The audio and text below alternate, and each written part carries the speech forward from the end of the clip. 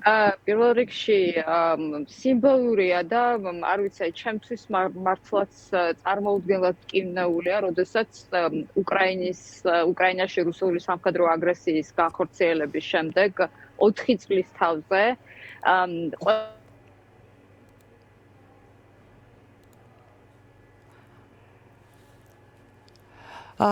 მცირე ტექნიკური ხარვეზია, ჩვენ რა თქმა უნდა ხატია დეკანოიძეს კვლავ დაუბრუნდებით და როდესაც ვლაპარაკობთ ბრიტანულ სანქციებზე, ქალბატონ ხატია გესმით ჩემი ხმა? დიახ, გისმენთ.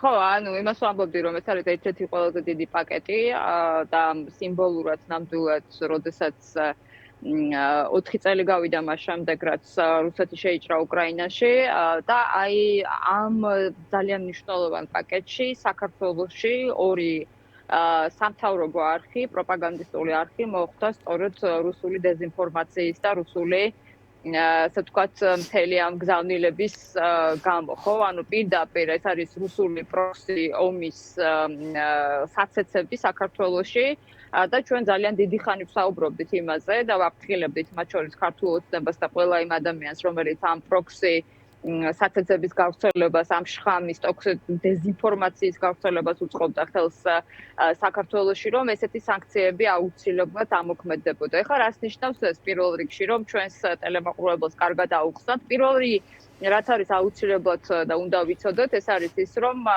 რუსეთის ჰიბრიდულ ომში, რუსეთის მხარეს, როდესაც საქართველოში სამთავრობო არხები სანქცირდება, ეს არხები თქვენ იცით, რომ ღია ანტიდასავლურ პოლიტიკას აწარმოებდნენ, საქართველოს იზოლაციონისტურ, ასე ვთქვათ, წარმოუდგენლად ძიმე მდგომარეობაში ჩაგდებას ემსახურებოდნენ ჩვენი მეგობრების გარეშე, ეწინააღმდეგებოდნენ საქართველოში მშვიდობას და კეთილდღეობას და განვითარებას და მხოლოდ ორიენტირებულები იყვნენ იმაზე, რომ ბიძინა ივანიშვილს ძალაუფლება შეენარჩუნებინა და ღიად იმეორებდნენ რუსულ გზავნილს. ხო, ანუ ეს არის პირდაპირ ისეთი სანქცია, რომელიც და ყველას უნდა ესმოდეს იქ მომუშავე ადამიანებს პოსტივში და იმედში, რომ ეს არის ზუსტად, ასე ვთქვათ, რუსი პროპაგანდისტის სტიგმა და იარლიყი გაქვს სამუდამოდ, როდესაც აი ესეც ტელევიზიაში მუშაობს და ბრიტანეთი ყველაზე უფრო მძლავრი სანქციით ასანქცირებს.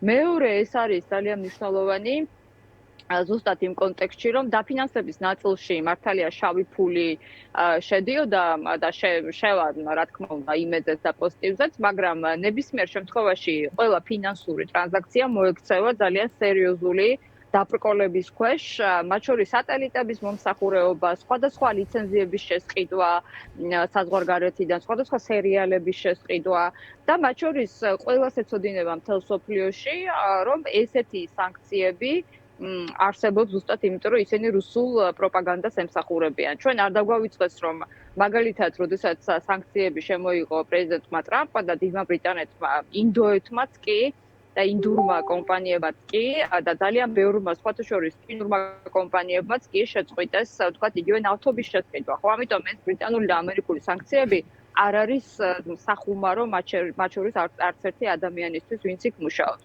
ასევე ეს შეეხება კონკრეტულად იმ გვარებს, იმ ადამიანებს, მათ საერთაშორისო გადაადგილებას და ამაზე რა თქმა უნდა მუშაობა გაგრძელდება, რომ ნებისმიერ ადამიანს, ვინც ასხივებს და ავრცელებს ამ შხამს და დეзинფორმაციას იმედიდან და პოსტივიდან, უნდა ესმოდეს თუ რამდენად მოღალატეობრივ საქმიანობას ეწევა ზუსტად და ხელს უწყობს რუსული პროპაგანდის გავრცელებას. ამიტომ მე ვფიქრობ, რომ მნიშვნელოვანია, ეს არის მნიშვნელოვანი გადაწყვეტილება და განსაკუთრებით მტკივნეულია, ანუ თავზარდამცემია თუ გავიაზრებთ იმას, რომ ესე იგი 4 წლის თავზე, ომის 4 წლის თავზე რუსეთის ფართომასშტაბიანი სამხედრო აგრესიის 4 წლის თავზე ოკუპირებული ქვეყნის საქართველო არის ოკუპაციის ქვეშ. 20% ჩვენი ქვეყნის არის ოკუპირებული და ოკუპირებული ქვეყნის სამთავრობო არხები ზუსტად ექცევიან, ესე იგი, ანტირუსული სანქციების ქვეშ. ეს არის თავზარდამცემი მართლა და ყველა ის ადამიანი, მე არ ვიცი, როგორ აპირებს ზოგადად მომავალში ცხოვრების გაგრძელებას იმ კონტექსტში, როდესაც რუსულ პროპაგანდას ესე ღიად ემსახურებიან და საქცილებულ არხებზე მუშაობენ, ხო? ანუ რუსული შხამის გამავრცელებლები არიან პრაქტიკულად. ამიტომ ზოგადად აი ეხლაც მე კონფერენციიდან გერთვებით, ძალიან მნიშვნელოვანი კონფერენცია იყო, რომელიც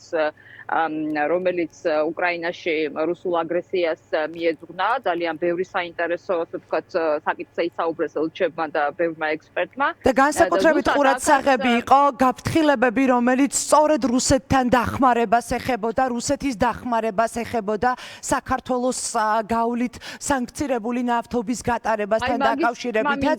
ძალიან მძიმე მოსასმენი იყო.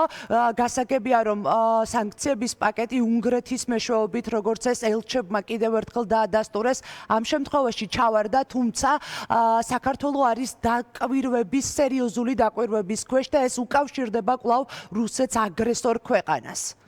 ხო, ანუ ზუსტად ამის თქმა მინდოდა, რომ საქართველოში, როდესაც ბიძინა ივანიშვილისას მსახურები გამოდიან და ამბობენ, რომ რაღაც ეკონომიკური ზრდა არის, ჩვენ უნდა გვესმოდეს, რომ საქართველო ბიძინა ივანიშვილის დავალებით მოექცა პრაქტიკულად რუსეთის ომის დამფინანსებლის, ასე ვთქვათ, რაღაცა სანქციების გვერდის ასვლის ახვევის ტრაექტორიაში, ხო? ანუ ომის ტრაექტორიაზე გვატარებს ბიძინა ივანიშვილი პრაქტიკულად. იმიტომ რომ ვაჭრობა მათ შორის რუსეთთან, თქვენ იცით, რომ ბოლო ძალიან პირდაპირ სტატისტიკური მონაცემებია, რომ საქართველოსდან ექსპორტი ნავთობის გაიზარდა წარმოუდგენლად. ანუ რა ნავთობია, ჩვენ არ ვაწარმოებთ ნავთობს, ჩვენ არ გვაქვს ბუნებრივი რესურსები, ეს არის რუსეთიდან შემოტანილი ნავთობი, რომელიც შემდეგ რეექსპორტზე გადის და ამას საქართველოს ჩვეულებრივად ესე ვთქვათ წარმოება აქვს სტატისტიკისთვის, ხო? ანუ ეს არის ძალიან სერიოზული პრობლემა და მართლა თავზარდამცემია, რომ ჩვენ აი ზუსტად ამ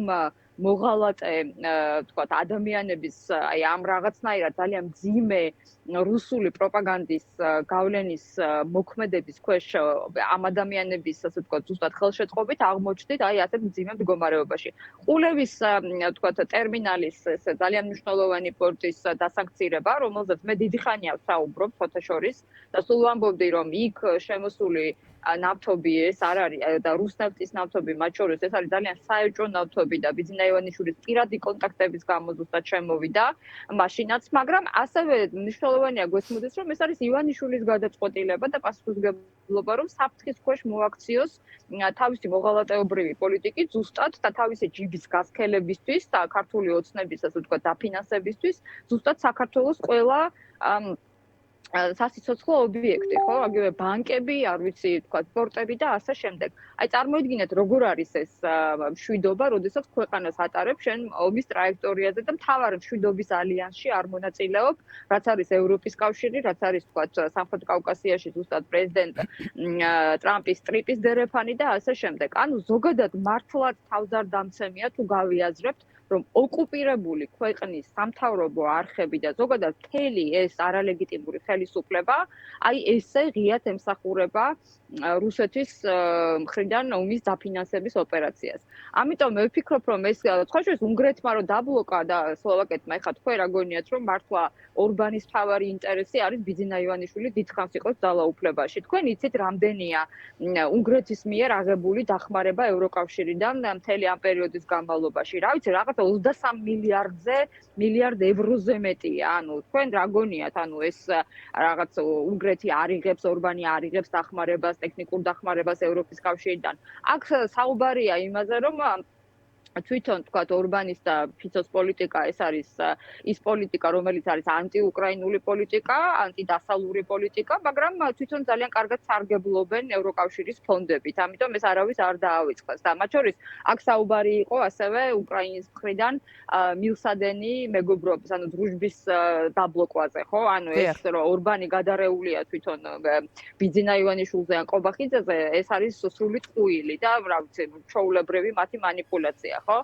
ამიტომ ძალიან მარტივია გვესმოდეს ერთი ჭეშმარიტება, ხო? ჩვენ აღმოჩნდით სამწუხაროდ ივანიშვილის პასუხისმგებლობით ზუსტად იმ ხარეს, რაისი საპირისპიროც არის ცივილიზაცია, მშვიდობა, კეთილდღეობა, განვითარება და საქართველოს ეკონომიკა ზუსტად და განვითარება არის საფრთხეში და მშვიდობა არის საფრთხეში ზუსტად ივანიშვილის პასუხისმგებლობის გამო. ანუ მტრის ხატი როგორც დახატა ოცნებამ აი ზუსტად იმედის და პოსტების საშუალებით, სამთავრობო არხების საშუალებით, რომ მტერი არის ევროკავშირი, რომ ბრიტანეთი არის მტერი, ამერიკის შეერთებული შტატები არის მტერი, რომ პრეზიდენტ ტრამპს ღიად ლანძღავს შათირიშვილი ივანიშვილის ივანიშვილის შათირიშვილის პირით უგზავნის ესეთ წერილებს, რომ გერმანიის ელჩი და გერმანია ყოფილა მთავარი მტერი საქართველოსი. ანუ აი ეს რუსული შხამი ვრცელდება ამ არხებიდან. ამიტომ მე ვფიქრობ, რომ ყველა უნდა დაფიქრდეს, ვინც ამ არხებზე მუშაობს. ყველა ეს ადამიანი, რომელიც მინდა გითხოთ ქალბატონო ხატია. თუ როგორია, შედეგი როგორი შეიძლება იყოს. სანქციების ეფექტზე მინდა გითხოთ და როგორ იმუშავებს ეს სანქციები, იმიტომ რომ ის ძირითადი პრინციპები, რომელიც თეზისები, რომელიც ყოფილია სანქციებთან მიმართებაში ვგულისხმობ სამთავრობო არხებს, აქტივების განყიდვა, სანქციების ტრასტის სერვისისთვის, დირექტორის დისკვალიფიკაციის სანქცია. რას ნიშნავს ეს, რომ პრობლემები რეალურად შეექმნება ბანკებთან ურთიერთობებშიც, რომ პრობლემები ექმნება არხს ფუნქციონირებაში, თუ აი როგორი იქნება ეფექტი, რომელსაც ეს სანქციები გამოიღებს?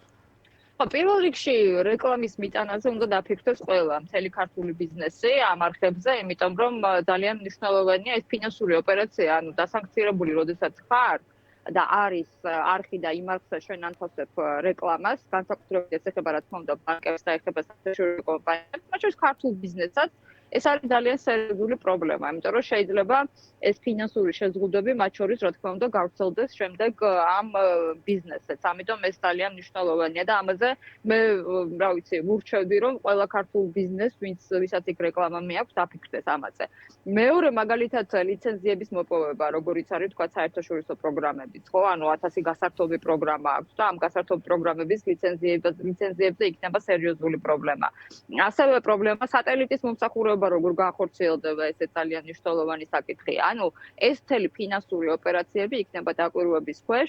საერთაშორისო სიუჟეტი ახლა წარმოიდგინეთ, რომ თქვათ იმედის გადამღების ჯგუფი ჩადის რომელიმე სხვა ქვეყანაში და რა თქმა უნდა ყველა მიცის უკვე ხა თქვენ იცით როგორ მოქმედებს საერთაშორისო კავშირები და როგორც მაგალითად აი ვეღარ დადის RTV აი რუსეთის ან მთელი ეს სანქცირებული ვთქვათ პირველი არხი რუსეთის და ასე შემდეგ ისეთივე დამოკიდებულება იქნება მათ მიმართ. ძალიან კატასტროფაა. მე მაგალითად კიდევ ვამბობ, ანუ ამ სიტუაციაში ადამიანი რუსულ სანქციების ქვეშ რომ ხვდები, რუსეთის წინააღმდეგ სანქციების ქვეშ რომ ხვდები, ანუ პრაქტიკულად ან ოკუპირებულ ქვეყანას წარმოადგენ, ეს არის ალბათ ერთ-ერთი ყველაზე უფრო მძიმე საინტერესო დამთხოვაა, თუმცა არ მგონია რომ დამთხოვა იყოს გასხვისება იმედის და იმედიდან ირაკლი რუხაძის წასვლაც რჩება განცდა რომ მან წინასწარ იცოდა რომ სანქციები იქნებოდა აუცილებლად და მათ შორის იმ პირების მიმართ ვინც ამ ყველაფრის